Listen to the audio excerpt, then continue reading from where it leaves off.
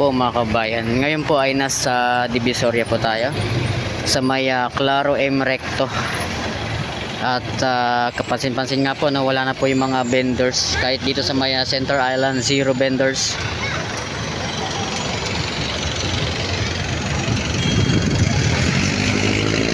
Dito po sa mga sidewalk, malinis na rin po. At syempre yung kalsada po dito ay malinis.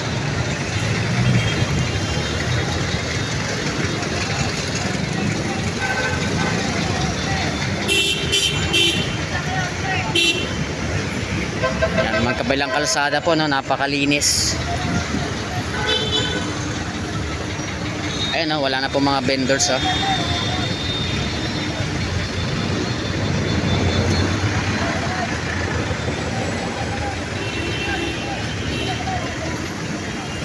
Wala na po mga vendors na nakaharang sa kalsada.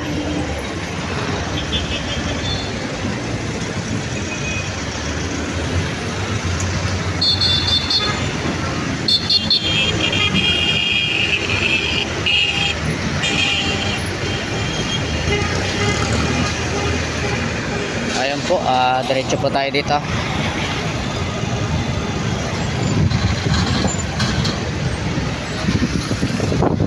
Ayan, ganun kalinis po ngayon ng ang Divisoria.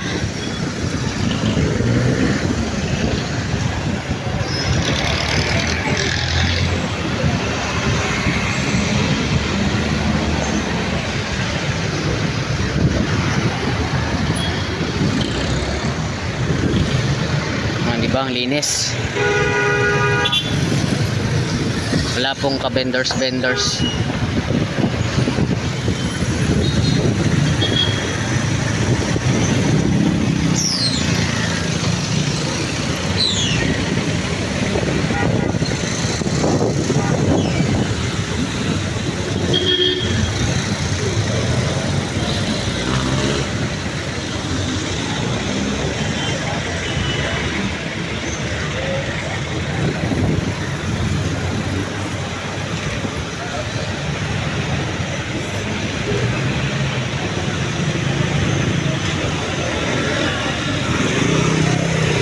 Dito rin po, wala rin.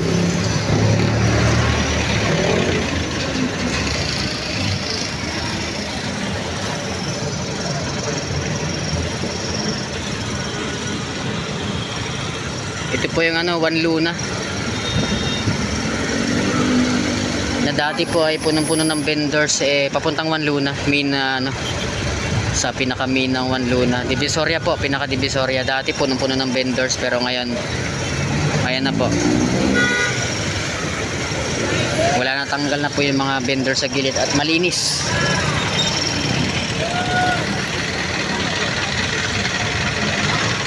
Ayan, no?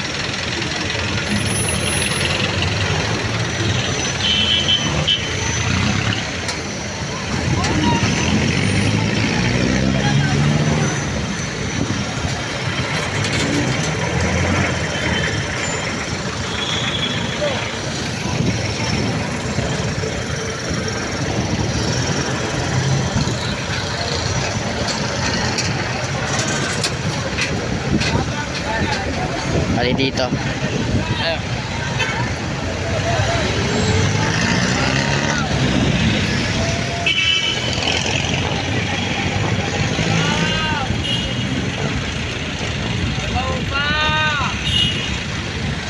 Ayun na po nga po, no, update natin sa may Divisoria. Ganito na po kalinis ngayon. Simula pa nga po nung naging mayor si Yorme Isko Moreno. Talagang napakalaki po ng pagbabago ng Divisoria. Hindi lang po Divisoria, pati po ibang bahagi ng lungsod ng Maynila ay talagang napalinis na rin po. Pero ngayon nasa Divisoria po tayo ngayon.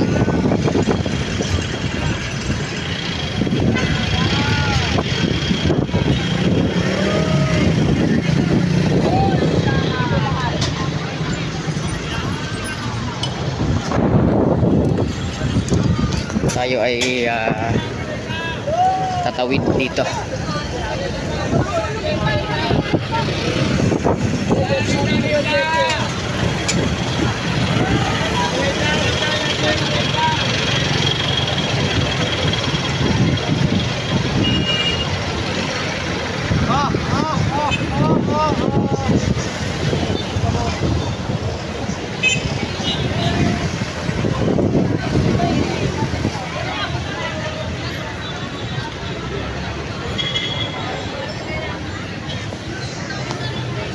Marami lang naka-parking, pero normal na lang po dito yan. Marami talaga naka-parking dahil very crowded itong Divisoria.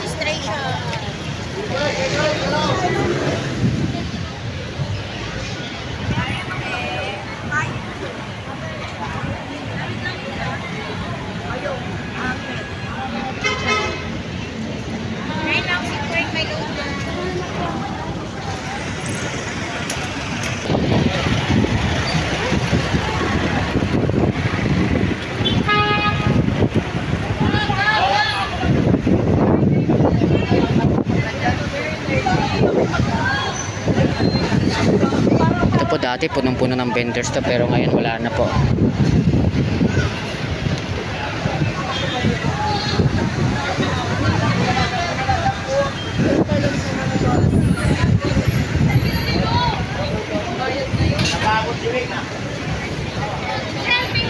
May pagawa ka ba kanya? Pagawa ka ng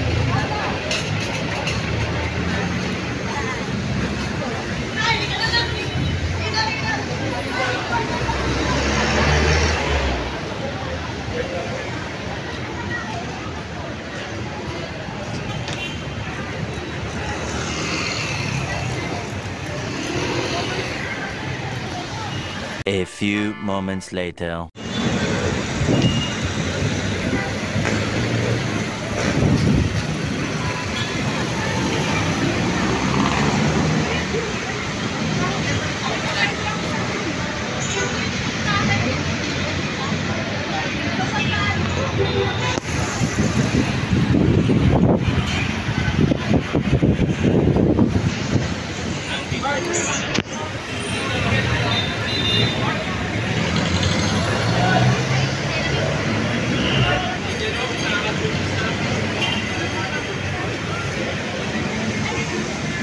Dito rin po napakalinis, walang ka-vendors pa dito at wala pong basura. Oh, grabe. Ang linis rin po dito mga kabayan.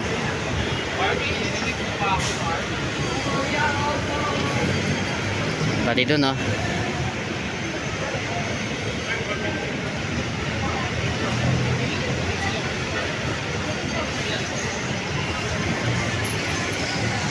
Pati yung ito. Dito tayo sa may overpass.